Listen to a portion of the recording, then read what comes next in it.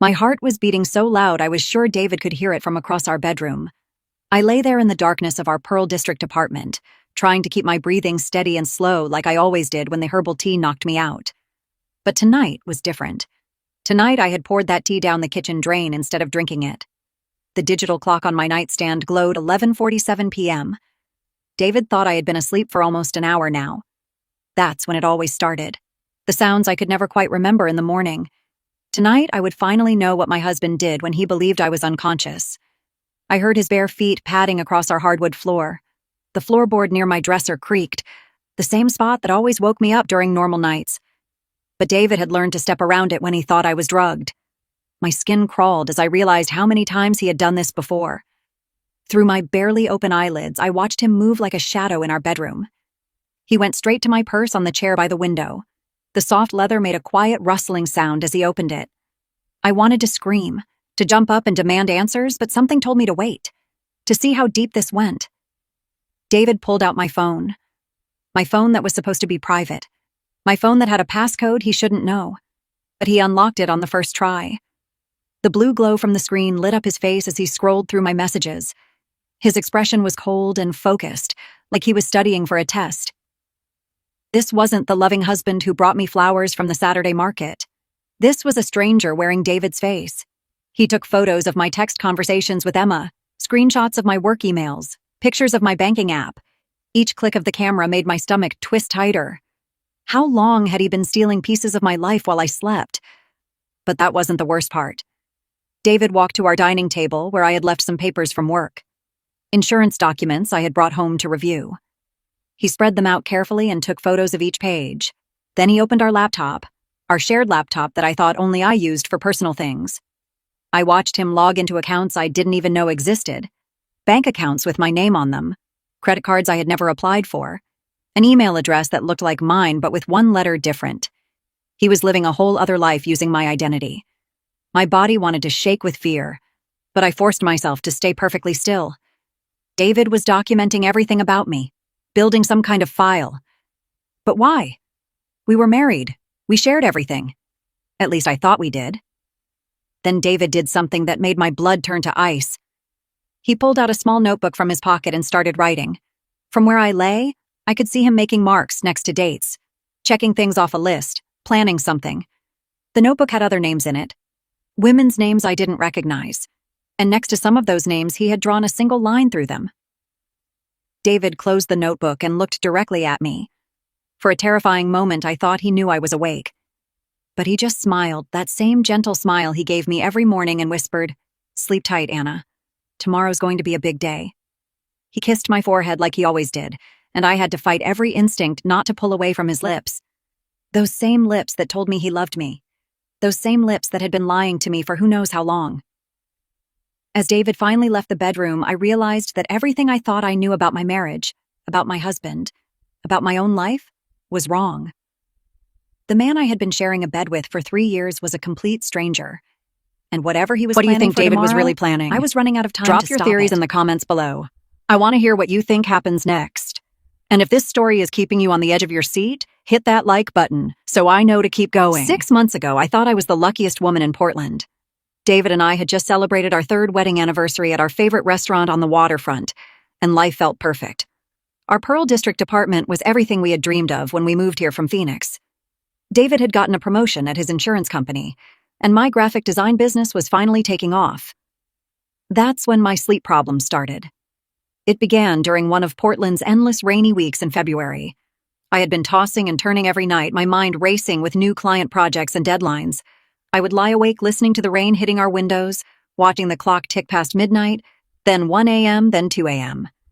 David noticed right away. He always noticed everything about me. "You look exhausted, honey," he said one morning, bringing me coffee in my favorite mug, the one with the Portland skyline that he had bought me for my birthday. "This can't go on, you need your rest." I loved how much he cared. While other husbands might ignore their wives' problems, David made mine his priority. He researched natural sleep remedies online. He bought blackout curtains for our bedroom. He even suggested I take a break from some of my freelance work. "Your health is more important than money," he said, rubbing my shoulders as I sat at our dining table working late one evening. "Let me take care of you." That's when he told me about his grandmother's herbal tea recipe. My abuela used to make this for the whole family back in Phoenix, David explained, pulling out an old piece of paper with handwritten notes in Spanish.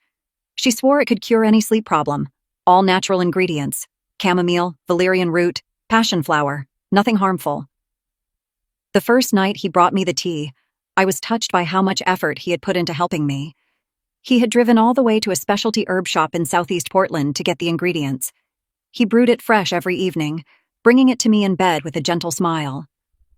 "Drink it while it's warm," he would say, sitting on the edge of our bed and watching me take each sip. Abuela always said it works best when it's hot. And it worked. Oh, how well it worked.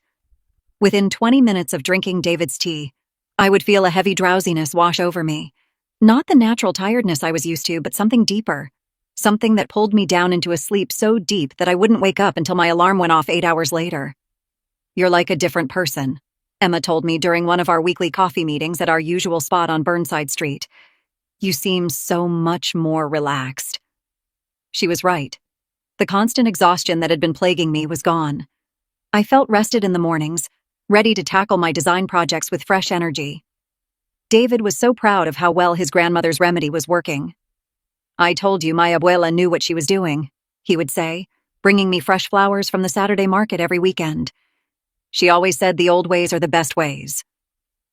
David became even more attentive during those first few months. He would cook my favorite meals, surprise me with little gifts, and plan romantic evenings around the city. We would walk through Laurelhurst Park on Sunday afternoons, and he would tell me stories about his childhood in Phoenix, about his grandmother who had raised him after his parents died. "She would have loved you," he said one evening as we watched the sunset from our apartment balcony. "She always said I would find a woman who deserved to be taken care of." I felt so grateful to have a husband who cared so much about my well-being. When other wives complained about their husbands being distant or selfish, I would think about how lucky I was. David noticed when I was stressed. He remembered my favorite things. He made sure I got the rest I needed. But looking back now, I realized there were signs I should have noticed. The way David always insisted on making the tea himself. How he would watch me drink every drop before kissing me goodnight. The strange satisfaction in his eyes when I would yawn and tell him I was getting sleepy. Most importantly, I should have wondered why a man who claimed to love me so much needed me to be unconscious for 8 hours every single night. The first time I noticed something was wrong, I was sitting at my desk in my downtown Portland design studio, staring at a client email I couldn't remember sending. The message was professional and detailed, discussing changes to a logo design I had apparently worked on the night before, but I had no memory of creating it. I scrolled through my computer files and found the design. It was good work, actually. It was some of my best work. But I couldn't remember a single moment of creating it. The timestamp showed I had been working until almost 2 a.m., long after I had fallen asleep from David's tea. "That's weird," I muttered, checking my browser history. There were searches for design inspiration, downloads of stock photos, even online purchases for new software. All done while I thought I was sleeping peacefully in my bed. I called David during my lunch break, feeling confused and a little scared.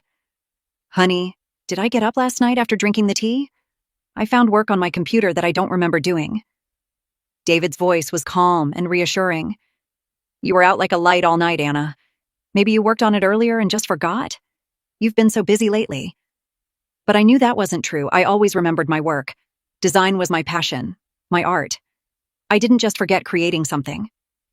That weekend, I decided to visit Dr. Torres at OHSU Hospital. I had been putting off my annual checkup, but these memory gaps were starting to worry me. "Tell me about your sleep patterns," Dr. Torres said, reviewing my chart in her office overlooking the Willamette River. "Any changes recently?" I explained about the herbal tea and how well it had been working. Dr. Torres nodded, but I noticed a small frown cross her face. "Memory gaps during sleep are unusual for someone your age," she said, "especially if you're getting quality rest. Let's run some blood tests and see what we find." The tests came back normal. Everything looked perfect, too perfect, according to Dr. Torres. "Your blood work is remarkably clean," she told me during my follow-up appointment. "Sometimes when people sleep too deeply, it can affect memory formation. I'd like you to keep a sleep diary for a few weeks. Write down everything you remember from each evening." I started the diary that night, but it only made things more confusing. According to my notes, I would drink David's tea around 10:30 p.m. and fall asleep by 11 p.m. But my computer showed activity well into the early morning hours. My phone had text messages I didn't remember sending. My car's GPS showed trips to places I had never been. The most disturbing discovery came when I checked my social media accounts. There were posts on my Instagram and Facebook that I had never written, photos of our apartment taken at strange angles, comments on other people's posts that sounded like me but felt wrong somehow. One evening, I confronted David about it while he was preparing my tea in our kitchen. "David, I think something's wrong with me. I'm doing things I don't remember. Working, texting, even posting online. It's like I'm sleepwalking, but I'm doing complex tasks." David set down the steaming mug and pulled me into his arms. "Baby, you've been under so much stress with work. Maybe you're just having vivid dreams. Sometimes dreams can feel so real that we think they actually happened." His explanation made sense, but something in his eyes didn't match his concerned tone. There was something else there. Satisfaction? Relief? I couldn't quite place it. That night, I pretended to drink the tea, but only took small sips. I wanted to see if I could stay awake and catch myself in the act of these mysterious activities. But even those few sips made me incredibly drowsy. I managed to stay conscious for maybe an hour before the heavy sleep pulled me under. The next morning, I found new files on my computer again, more social media activity, and something that made my blood run cold. My laptop's camera had been accessed multiple times during the night. Someone had been watching me sleep, recording me. But David had been right next to me in bed all night.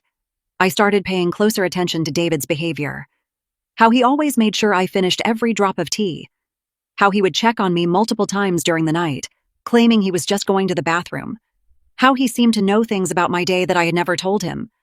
The man I had trusted with my life was hiding something. And whatever it was, it involved me being unconscious and vulnerable every single night. I couldn't eat my lunch. Emma and I were sitting in a quiet corner booth at a small restaurant in the Alberta Arts District, but my sandwich sat untouched on my plate.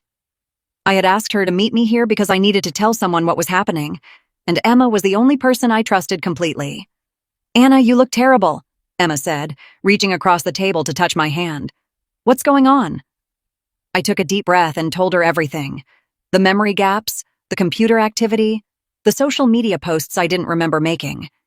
Emma listened without interrupting, her expression growing more concerned with each detail. "And David doesn't think any of this is strange?" she asked when I finished. "He says I'm just stressed and having vivid dreams. But Emma, I know the difference between dreams and reality. Someone is using my computer, my phone, my accounts, and it's happening while I'm supposedly sleeping." Emma pulled out her laptop and opened it on the table between us. "Tell me exactly what David puts in this tea." I recited the ingredients David had told me about: chamomile, valerian root, passion flower. Emma typed each one into a search engine, reading the results carefully. "These are all natural sleep aids," she said. "But Anna, look at this." She turned the laptop screen toward me. "It says here that valerian root can cause memory problems if you take too much, and passion flower can make people extremely drowsy for hours." My stomach dropped. "You think he's giving me too much?" "I think we need to find out exactly what's in that tea." Emma closed her laptop and leaned forward. "Anna, I'm going to suggest something, and you're probably not going to like it." I already knew what she was going to say, and she was right. I didn't like it. "You need to pretend to drink the tea one night and see what happens. Stay awake and find out what's really going on." The thought terrified me. What if David caught me? What if I discovered something I wasn't ready to handle? But I knew Emma was right. I couldn't keep living in this fog of confusion and missing time. How would I even do that? He watches me drink it every night. Emma thought for a moment. "Bathroom break. Tell him you need to use the bathroom right after he gives you the tea. Pour it down the sink, rinse the cup, and come back, then pretend to get drowsy like usual." We spent the rest of lunch planning every detail. Emma made me promise to text her before and after, and to call her immediately if anything went wrong. She even gave me her spare apartment key in case I needed somewhere safe to go. That evening, I walked through Laurelhurst Park trying to calm my nerves. The familiar paths and tall trees usually brought me peace, but today everything felt different. I was about to spy on my own husband. The man I had promised to love and trust was about to become a stranger I was investigating. I stopped at Whole Foods on my way home and bought groceries we didn't need, just to delay the inevitable. David was already home when I arrived, cooking dinner and humming softly to himself. He looked so normal, so loving. Part of me wanted to forget this whole plan and just trust him. "How was your day, beautiful?" he asked, kissing my cheek as I put away the groceries. "Good," I managed to say. "Just busy with client work." We ate dinner and watched a movie together on our couch, David's arm around me like always. He seemed relaxed and happy, occasionally stroking my hair or squeezing my hand. This was the David I had fallen in love with, the David who brought me flowers and made me laugh. But as 10:30 approached, I noticed subtle changes in his behavior. He kept checking his watch. He seemed more alert, more focused. When he got up to make my tea, there was something different in his movements, more purposeful, more careful. "Here you go, sweetheart," he said, handing me the steaming mug. "Drink it while it's hot." I took the cup with shaking hands, hoping David couldn't see my fear. "Actually, I need to use the bathroom first. I'll be right back." David nodded, but I caught a flash of something in his eyes. Annoyance? Suspicion? It was gone so quickly I might have imagined it. As I walked toward our bathroom, I knew there was no turning back. Tonight, I would finally learn the truth about my marriage. My hands were shaking as I poured the steaming tea down our bathroom sink. The herbal smell that I'd once found comforting now made my stomach turn. I rinsed the mug quickly, making sure no trace of the liquid remained, then filled it with a tiny bit of water to make it look like I had drunk most of it. I stared at myself in the bathroom mirror. My face was pale, my eyes wide with fear. In a few minutes, I would have to lie to my husband's face and pretend to fall into the deep sleep that had been stealing pieces of my life for months. "Anna, everything okay in there?" David's voice came through the door. "Coming," I called back, forcing my voice to sound normal. I returned to our bedroom where David was already in his pajamas, reading a book. He looked up and smiled when he saw the nearly empty mug in my hands. "Feel better?" he asked. "Much better," I lied, climbing into bed beside him. I finished the small amount of water in the cup and set it on my nightstand. "That tea always works so well?" David reached over and stroked my hair. "My grandmother's recipe never fails. You should start feeling sleepy soon." I nodded and snuggled against him, trying to act normal while my heart pounded against my ribs. We lay there for about 10 minutes, David reading while I pretended to get drowsy. I let my breathing slow down and made my body go limp against his. "Getting sleepy, baby?" David whispered. I mumbled, keeping my eyes closed. "So tired." David set his book aside and turned off the lamp. The room went dark except for the soft glow from the streetlights outside our Pearl District apartment. I forced my breathing to become deep and regular, the way it always sounded when the tea really knocked me out. David lay still beside me for exactly 30 minutes. I knew because I could see the digital clock on his nightstand through my barely open eyelids. At 11:17 p.m., he carefully slipped out of bed. I had expected him to move around the room, maybe check my phone like I had suspected. But what David did next was far worse than anything I had imagined. He went straight to our closet and pulled out a small black bag I had never seen before. From inside the bag, he took out what looked like a professional camera with a long lens. He set it up on a tripod and pointed it directly at me. My skin crawled as I realized David had been photographing me while I was unconscious. But why? What could he possibly want with pictures of me sleeping? Then David did something that made me want to scream. He carefully pulled back our bedsheets, exposing my body in the thin nightgown I was wearing. He adjusted the camera angle and took several photos. I had to bite the inside of my cheek to keep from moving, from jumping up and demanding answers. But David wasn't finished. He went to our dining table and spread out papers I recognized. Insurance documents from my work, bank statements, even my birth certificate. He photographed each document carefully, making sure to capture every detail. Then he opened our laptop and logged into accounts I didn't recognize. Bank accounts with my name but passwords I had never created. Credit cards I had never applied for. Email addresses that looked like mine but weren't quite right. David was stealing my identity. But we were married. He already had access to everything I owned. Why would he need to create fake accounts in my name? The answer came when David made a phone call. "It's me," he said quietly into his cell phone. "Yes, she's out. The tea is working perfectly. No, she doesn't suspect anything. She thinks she's just having memory problems." There was a pause while the person on the other end spoke. "The life insurance policy is already in place," David continued. $200,000. It should look completely natural when the time comes. "Yes. I have all her personal information documented." Bank accounts, passwords, everything. Another pause. I'm thinking another month, maybe 2. I want to make sure the medical records show a clear pattern of declining health. The doctor is already concerned about her symptoms. My blood turned to ice. David was planning to kill me. The tea wasn't just making me sleep. It was slowly poisoning me, creating symptoms that would eventually lead to my death. And he was documenting everything to make sure he could collect my life insurance money. But the most terrifying part was what David said next. Don't worry, I've done this before. It worked perfectly in Phoenix. I lay frozen in our bed, every muscle in my body screaming to run while David continued his phone conversation just feet away from me.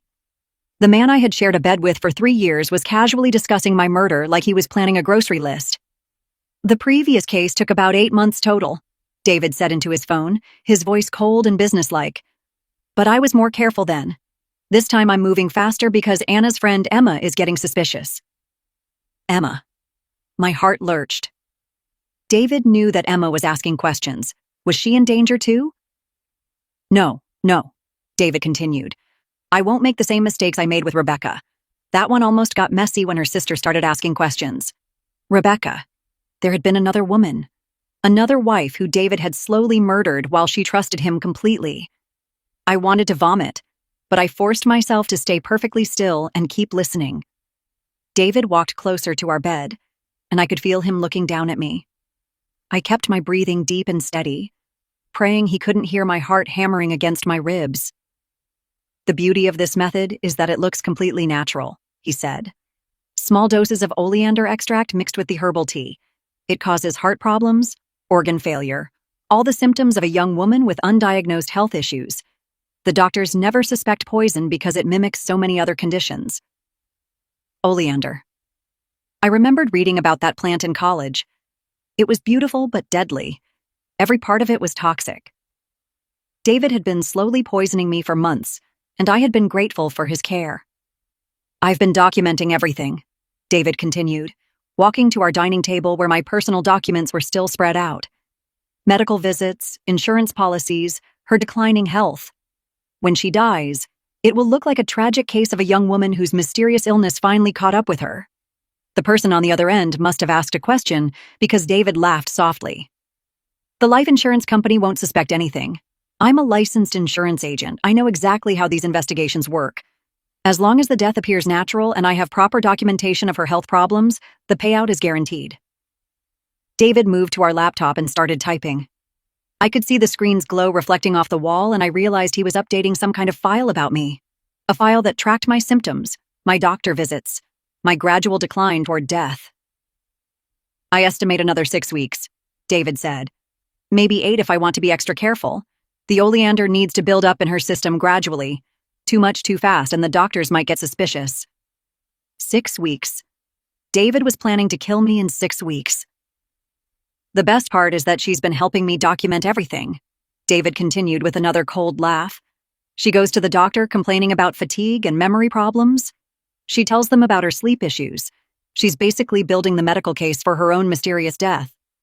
I heard David opening drawers in our kitchen, and I realized he was probably getting more oleander extract to prepare tomorrow night's tea. How many times had I thanked him for taking such good care of me? How many times had I told him I was lucky to have such a loving husband? Rebecca's family never suspected anything, David said, returning to the bedroom. They were sad about her sudden illness, but the doctors confirmed it was natural causes. I collected the insurance money and moved here to Portland to start fresh. David had done this before. He had married a woman named Rebecca, slowly poisoned her to death, collected her life insurance money, and then moved to Portland to find his next victim. Me. Anna's even easier than Rebecca was, David continued.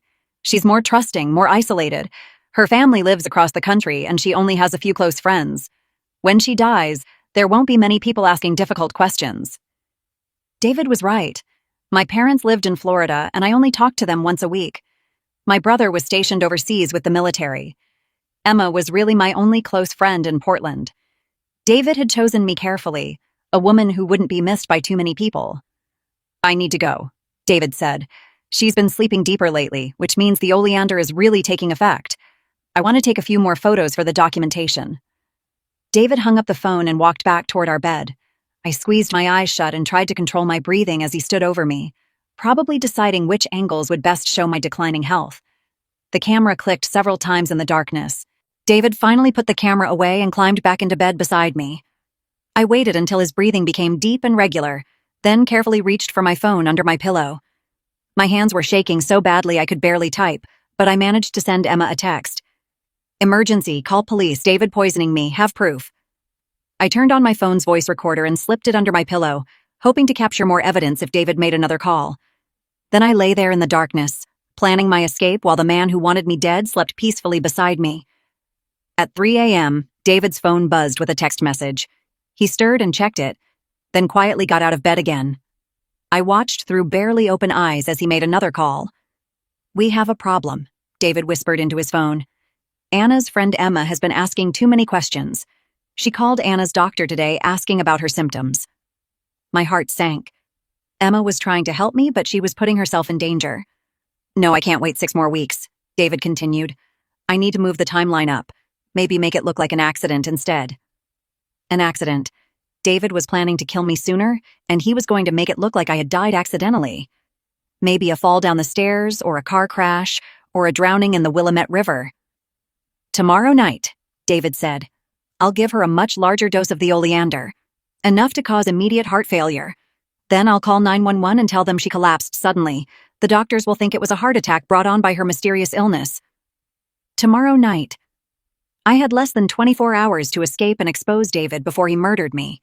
David hung up and returned to bed, but I could tell he wasn't sleeping. He was planning, calculating, preparing to end my life. I waited until dawn, then pretended to wake up naturally. David was already awake, watching me with those cold eyes I now recognized. "Good morning, beautiful," he said, kissing my forehead. "How did you sleep?" "Really well," I lied. "That tea always works so perfectly?" David smiled, and I saw satisfaction in his expression. He thought he had me completely fooled. He thought I was just another trusting victim who would drink his poison without question. "I'm going to make you an extra special tea tonight," David said. "I found a new ingredient that should help you sleep even better." The extra ingredient that would kill me. I got dressed and went to work like it was a normal day, but I spent every moment planning. I forwarded copies of all the recordings and photos from my phone to Emma's email. I wrote down everything I remembered from David's phone calls. I even researched oleander poisoning online and printed out articles about its symptoms. At lunch, I met Emma at a coffee shop in Southeast Portland. She looked terrified when she saw me. "Anna, I called the police after I got your text. They want to talk to you." "Good," I said. "I have recordings of David planning my murder. He's been poisoning me for months with oleander extract in the herbal tea." Emma's face went white. "Oh my God. Anna, we need to get you somewhere safe right now." "Not yet. I need to get more evidence tonight. If I disappear now, David will just run away and find another victim. I have to catch him in the act." That evening, I went home and acted completely normal. David cooked dinner and seemed more affectionate than usual, probably because he knew it was my last night alive. When he brought me the tea, I could smell that it was different. Stronger, more bitter. "This smells amazing," I lied. "What's the new ingredient?" "Just a little something extra to help you rest," David said, watching me carefully. I took the cup and pretended to sip it while David watched. Then I excused myself to the bathroom and poured the deadly mixture down the sink. But this time I didn't come back to bed. Instead, I hid in our closet with my phone recording as David realized I wasn't getting drowsy. I watched him check the bathroom and find traces of the tea in the sink. I saw his face change from confusion to rage as he understood that I knew the truth. "Anna!" David called out, his voice no longer gentle. "Anna, where are you? I know you're awake." I heard him searching the apartment, opening doors and checking every room. My heart was pounding so loud I was sure he could hear it from inside the closet. That's when I heard the most beautiful sound in the world, Emma's voice calling my name from our front door, followed by heavy footsteps and official voices. "Portland Police. David Martinez, we have a warrant for your arrest." I burst out of the closet as 3 police officers entered our bedroom with their weapons drawn. David was standing by our bed holding the empty teacup, his face twisted with fury. "Anna, you stupid girl," he snarled. "You have no idea what you've done." "I know exactly what I've done," I said, my voice stronger than I felt. "I stopped you from murdering me like you murdered Rebecca. David's face went pale. He hadn't expected me to know about his previous victim. Detective Sarah Williams stepped forward. David Martinez, you're under arrest for attempted murder, conspiracy to commit murder, and fraud. You have the right to remain silent. As they read David his rights and handcuffed him, I handed Detective Williams my phone with all the recordings. The evidence was overwhelming. David's own voice confessing to poisoning me, planning my death, and admitting to killing Rebecca in Phoenix. We've been investigating Rebecca's death for months, Detective Williams told me later at the police station. Her sister never believed it was natural causes. Your evidence just gave us everything we needed to prove David killed her too. The trial lasted 3 months. David tried to claim the recordings were fake, that I had made everything up. But the evidence was too strong. The police found oleander extract hidden in our apartment. They discovered the fake bank accounts David had created in my name. Most damning of all, they found David's detailed notes documenting both my poisoning and Rebecca's murder. Rebecca's family flew in from Phoenix to testify. Her sister cried as she described how Rebecca had complained about memory problems and fatigue before her sudden death. How David had been the perfect grieving husband who collected her life insurance money and disappeared. He stole my sister's life, Rebecca's sister said on the witness stand, but Anna's courage saved other women from becoming his victims. The jury found David guilty on all charges. The judge sentenced him to life in prison without the possibility of parole. Mr. Martinez, the judge said during sentencing, you are a predator who used the sacred bond of marriage to hunt and kill innocent women. You will never have the opportunity to harm another person again. As they led David away in shackles, he looked at me one last time. But instead of the cold calculation I had seen in his eyes for months, I saw something else. Defeat. The man who had thought he was so clever, so careful, had been outsmarted by the woman he had tried to murder. 6 months later, I was sitting in my new apartment across town, finally feeling safe. Emma had helped me move and start fresh. Dr. Torres had confirmed that the oleander was completely out of my system, and my health was returning to normal. I had started a support group for women who had survived domestic violence. Rebecca's sister joined us, and together we worked to help other women recognize the warning signs that we had missed. The nightmares still came sometimes. I would wake up thinking I could smell that herbal tea, or feel David watching me in the darkness. But then I would remember that David was locked away forever and I was free. I never married again, but I learned to trust myself. I learned that love should never make you feel confused or helpless. Real love doesn't come with memory gaps and mysterious symptoms. David had thought he was so smart, planning the perfect murder. But he had made one crucial mistake. He had underestimated the woman he was trying to kill. And that mistake cost him everything.